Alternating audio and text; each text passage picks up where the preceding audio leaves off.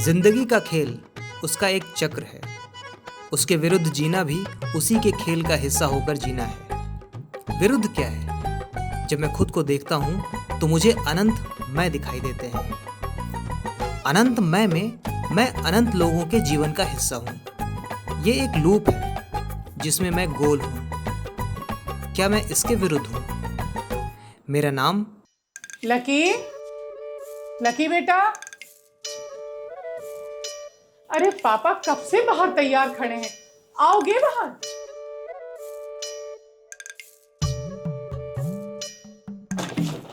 अरे इतना पानी ना पियो, बोलना जरूरी था। हम बोल रहे हैं इतना पानी पियोगे तो तुम्हारे मुद्दे के लिए बस वाला नहीं रोकेगा। अरे इससे तुम्हारे कुंडे में लगे दोष खत्म होने वाले नहीं है।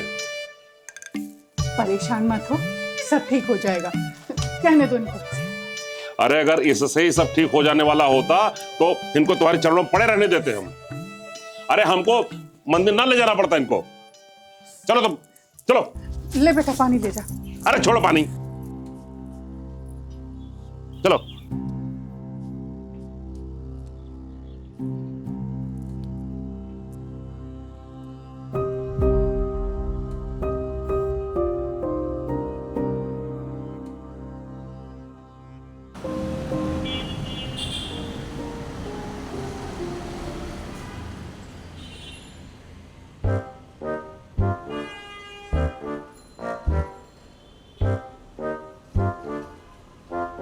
नमस्ते अंकल।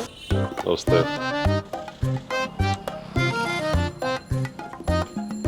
पापा, हम कह रहे थे कि कुछ बस में खाने के लिए ले लें क्या? पूजा करने से पहले कुछ नहीं खाना है। चलो। पापा, आपने लकी मेरा नाम कुंडली देख कर रखा था क्या मेरी?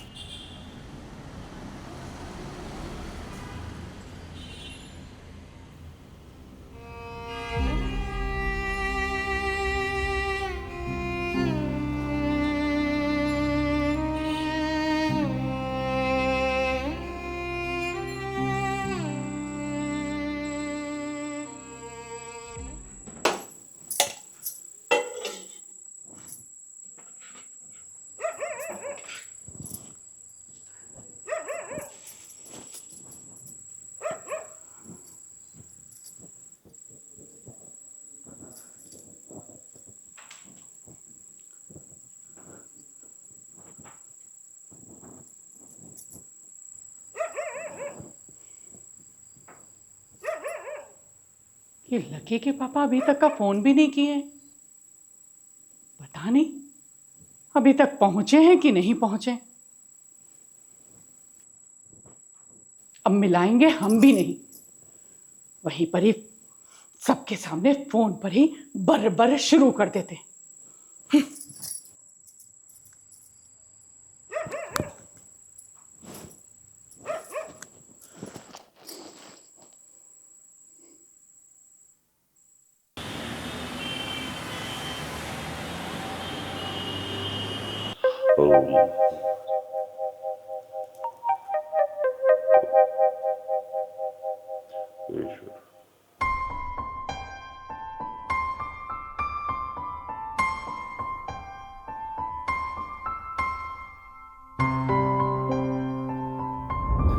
राहु, ये मंगल नीच दशा में है। बुध, चलो बुध तो उच्च स्थिति में है। अरे यार, ये मुझे मैथ समझ क्यों नहीं आती? ये तो बृहस्पति की दशा। अरे इतना कुछ पढ़ते रहते हो, कभी ये किताब कभी वो किताब। क्या आपने लकी की कुंडली सही करने के वाली कोई किताब ही नहीं मिली आज तक का? इसकी कुंडली में काल सर्प योग है। अरे छोटा मोटा राहु केतु होता ना, मंत्र मार भगा देते। लेकिन रुको, ए लकी, इधर आ, इधर आ। हाथ दिखा अपना। अरे ये नहीं, तिल वाला हाथ। मुट्ठी बंद करो। देखो, ये तिल देख रही हो? तिल। अगर ये मुट्ठी बंद होने पर तिल अंदर होता तब बात अलग थी। अच्छा। अब जब तक काल सर्प योग इसके कुंडली से नहीं हटेगा, ये तिल इसके अंदर नहीं जाएगा और ये जीवन में ऐसे ही बना रहेगा, कुछ नहीं करेगा, मंदबुद्धि रहेगा ये।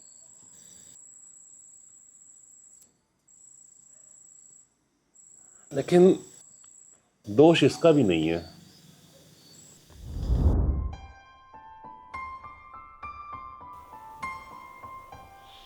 हे ईश्वर, मेरे पुत्र लकी के सर पर से काल सर्प योग की दशा को समाप्त करने की कृपा कीजिए। जय हो, जय हो। ओम।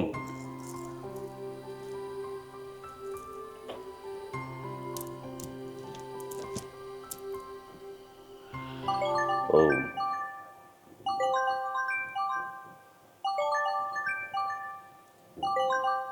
फोन बज रहा है आपका।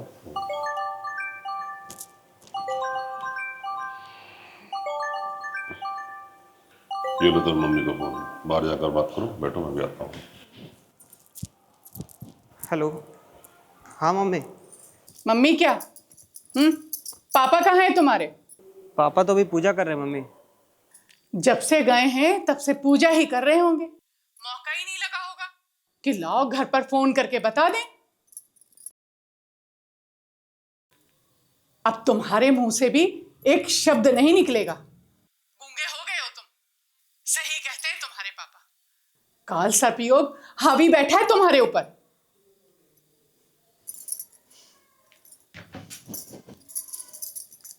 क्या सच में मुझ पे काल सर्पयोग हावी हो रहा है? लेकिन मम्मी की पापा पर उस गुस्सा का जवाब मैं देता भी तो क्या देता। क्या कह रही थी मम्मी? किसी को हमारे जिंदा होने या ना होने से कोई फर्क ही नहीं पड़ता है। अरे काल सर्प योग इसका चल रहा है, तुम काहे इतना उखड़ रही हो? फोन करना चाहिए था ना कि पहुंचे हो कि नहीं पहुंचे हो। बस इतनी सी बात ना।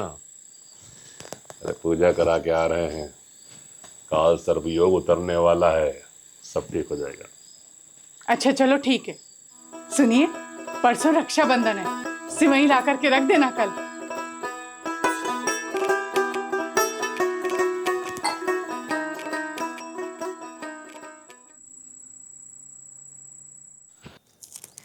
मुझे तो लगा था इस बार तेरी कलाई सुनी ही रह जाएगी। लेकिन दीदी, अगर राखी बांधने घर आती तो ज्यादा अच्छा लगता। क्या बोल रहा है तू? तुझे तुझे लगता है कि इतना बवाला होने के बाद भी मैं उस घर में कभी कदम भी रखूंगी? राखी बांधी, मुझे देर हो रही है। अच्छा, ऐसा क्या करने लगे हो जो समय के इतने पाबंद हो गए हो? लिखता हूँ। हाँ पता है, लेकिन उससे इतनी कमाई तो नहीं होगी ना कि घर का खर्चा उठा सको। पता है दीदी, अब आप पहले जैसी नहीं रही। हमको ऐसा लगता है कि हम किसी अनजान से बात कर रहे हैं। तुझे देर हो रही थी ना, तू जा, मेरा भी वो वेट कर रहे होंगे। हर कुछ समय में मेरे भीतर कुछ बदल जाता है। वो बिल्कुल वह नहीं रहता जैसा वह हुआ करता था।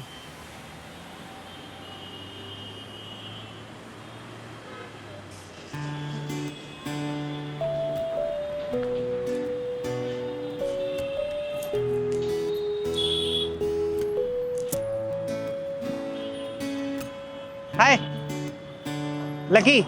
हाय। मैंने देखा आप दीदी के साथ घर आया करती थी मेरे। हाँ, अब उसका आना नहीं होता तो मैं भी नहीं जाती। वैसे क्या कर रही हैं आजकल आप? जीसीएल कंपनी में मैनेजर की पोस्ट पर हूँ। कहीं बैठकर बात कर सकते हैं? जरूर।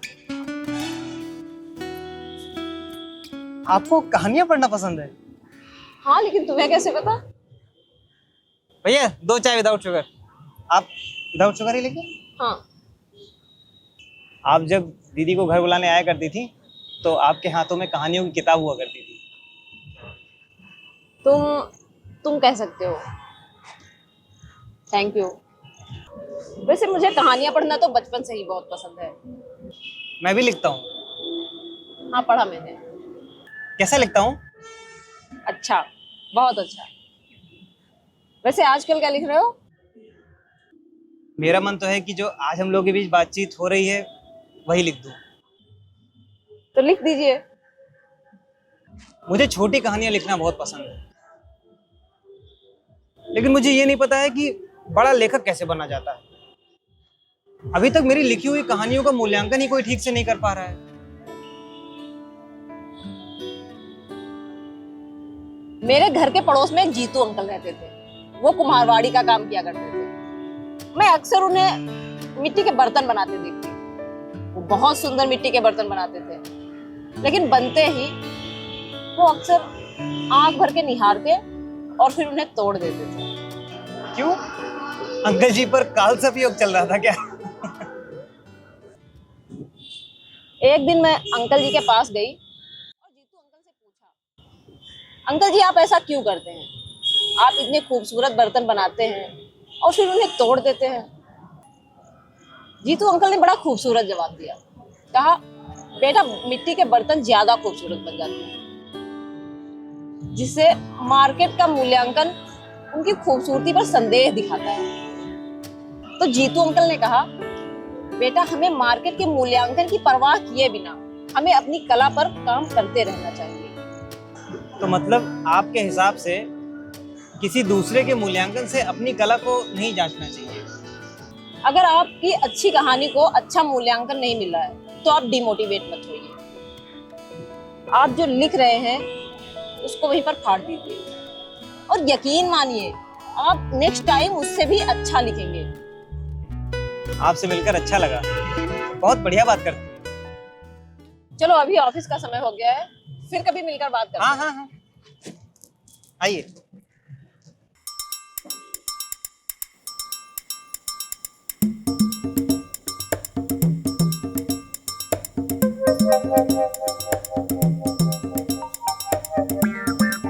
हाँ तोड़ दो, तोड़ दो तुम। कितनी बार तुमसे कहा है माला से मत खेला करो, टूट जाएगी। अपने लकी की कुंडली देख रहे हो क्या? इसकी तो कुंडली पैदाइशी खराब है। खाली पढ़ने भर से कुंडली सुधर नहीं जाएगी उसकी। अरे वही तो देखना चाह रही हूं कि और कितने समय तक का खराब है। अरे लकी, तुम आशा से मिले थे क्या?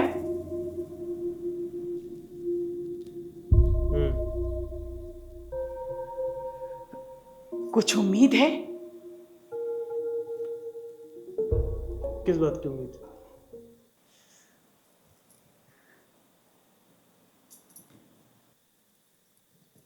नहीं।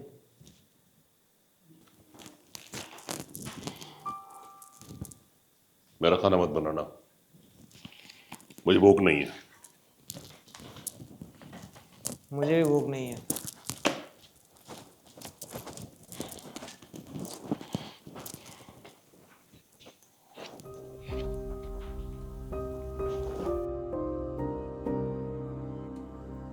कुछ दिन बीते, कुछ महीने बीते। जब मैं वैसा का वैसा ही बना रहा तो पिताजी ने कालसर्प योग के आगे अपने हथियार डाल दिए। वो भी चुप हो गए। मेरे लिए ये एक तरह से ठीक ही हुआ कि मुझे मेरे जैसा होने में मेरा हाथ नहीं था। वो पिताजी के लिए कोई कालसर्प योग है जो मुझे मेरे जैसा बनाया है। मैं पिताजी की नज़रों में बीमार था, पर मैं बीमार नहीं था।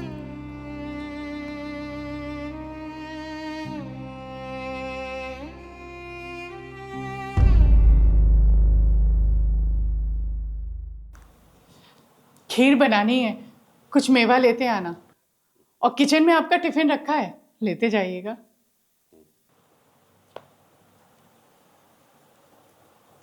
ले बेटा चाय। बेटा, असल में तू करना क्या चाहता है? मैं जो करना चाहता हूँ वो मैं कर रहा हूँ। कभी तो कुछ करता दिखता तो है नहीं। आपने मुझे लिखते हुए देखा है ना? हाँ तो मैं वही करता हूँ, लिखता हूँ। किसके लिए? जो पढ़ेगा उसके लिए। तो क्या तू और कुछ भी नहीं करेगा? इसमें और कुछ की गुंजाइश ही नहीं है मम्मी। अरे तो कम से कम अपने पिताजी की दुकान पे ही जाकर के बैठ जाया कर, उनका भी कुछ हाथ बटा दिया कर। इस लड़के का तो कुछ हो ही नहीं सकता है, पता नहीं क्या करेगा ये। दीदी घर चलिए, मम्मी पापा सभी लोग चाहते हैं कि आप घर आएं। और जो मैं इतने सालों से घर नहीं गई हूँ, उन सालों का हिसाब कौन देगा?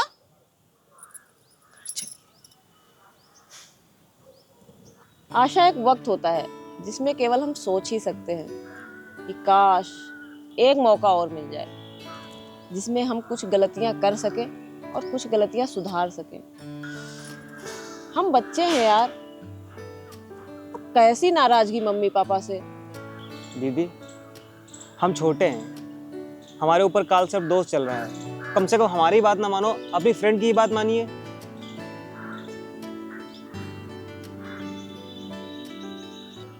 नाथ नील नल कपि दोई भाई, लरिकाई ऋषि आशीष पाई।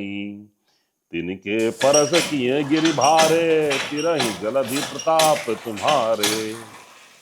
हे नाथ, नील और नल दो वानर भाई हैं। उन्होंने लकी, ऋषि से कुछ मंगाए थे क्या? उनके स्पर्श देखो, करने से ही बाहर भारी कोई भारी पार्सल आया पहाड़ होगा, शायद तुम्हारा ही आपके होगा। प्रताप से समुद्र पर तैर अरे जाए। मैंने कुछ नहीं मंगाया मम्मी, कोई मोहल्ले का होगा, जाके देखिए। नहीं तो काल सर्प योग वाले लड़के का मुंह देख के उसका भी दिन खराब हो जाएगा।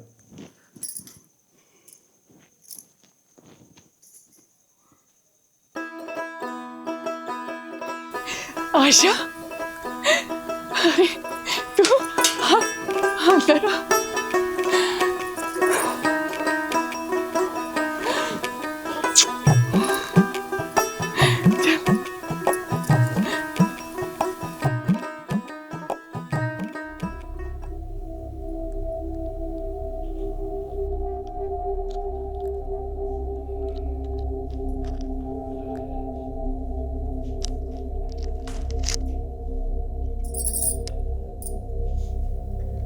पापा अभी भी नाराज हैं।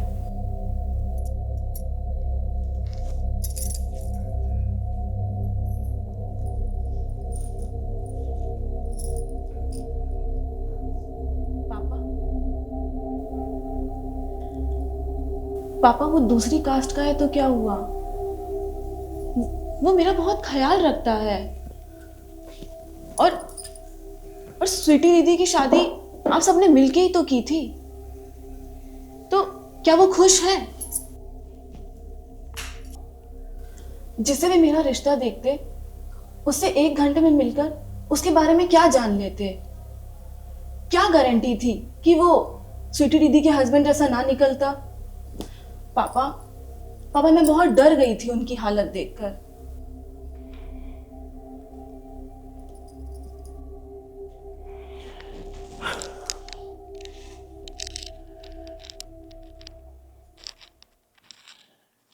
नहीं बेटा,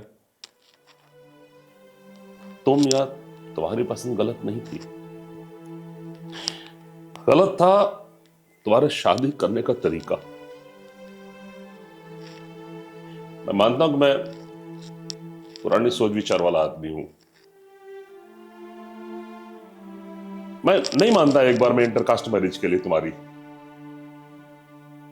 लेकिन एक बार मेरे पास बैठते तो सही, मुझे अपनी बात कहते, मुझे समझाते, मुझे डांटते, मुझे मानना पड़ता, क्योंकि बाप हूं तुम्हारा मैं। तुमने भाग कर शादी की, गुस्सा हुआ, बात नहीं की कई साल तक, लेकिन इसका यह मतलब नहीं कि मेरा प्यार कम हो गया है।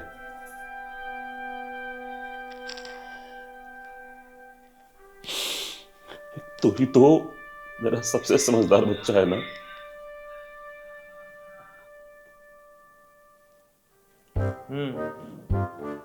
हमारे ऊपर तो काल सर्प योग चल रहा है।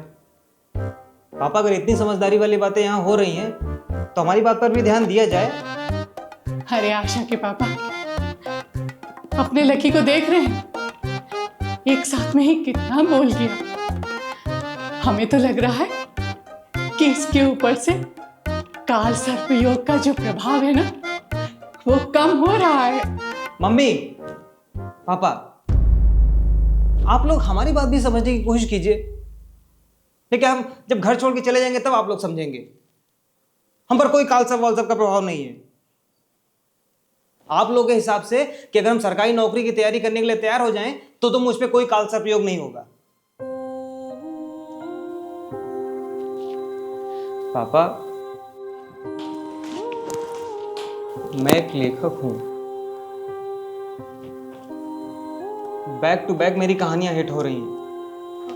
अपने पैरों पर खड़ा हो रहा हूं। आजकल सिर्फ सरकारी नौकरी से पैसे नहीं कमाए जा सकते, अपने टैलेंट के बलबूते पे भी पैसे कमाए जा सकते हैं। मुझे आप लोगों के देखने का नजरिया अब कमजोर बनाता जा रहा है, बीमार बनाता जा रहा है। मैं भी आम नागरिक की तरह स्वतंत्र जिंदगी जीना चाहता हूं। पापा, लकी सही कह रहा है।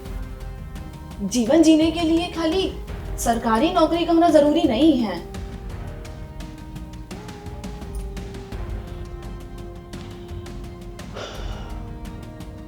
सही कह रहे हो बच्चों, मुझे माफ कर दो। मैं आज से अपनी ज्योतिष की दुकान बंद करता हूं। अरे भाई, जो अपने बच्चों को ना समझ पाए, वो इंसान के हाथ की लकीरों को समझकर क्या करेगा। चलो, खुशी के पल है। मैं सबके लिए सिवई और पूड़ी बनाकर खिलाती हूँ, ठीक है? और मैं आप लोगों को कुछ बताना चाहता हूं। कल मेरी कहानी पब्लिश होने वाली है। अच्छा। और उस कहानी का क्लाइमेक्स भी यही है जो मैं खुद पर, अपने परिवार पर लिख रहा था। अरे वाह, बधाइयाँ बधाइयाँ, ये बहुत बहुत बधाई। आशा, वो बेटा दामाजी फोन लगाओ, उनको भी बुला लो। हाँ भाई, अपनी छपी हुई किताबें पापा को भी दिखाओ। नहीं, मेरी कहानियां फ्लॉप हो जाएंगी। पापा पर काल सर्प योग चल रहा है।